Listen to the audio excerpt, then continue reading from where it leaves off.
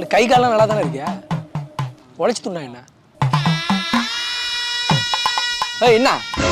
ஏய் தம்பி, ஏய் உன்ன மாரி 1000 போலி சாமியார் நான் பார்த்துட்டேன்.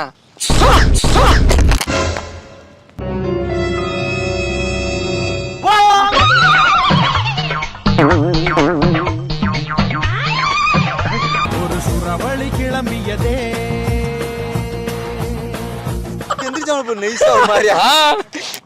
இதெல்லாம் என்னால பார்க்க முடிய மாட்டேங்குது.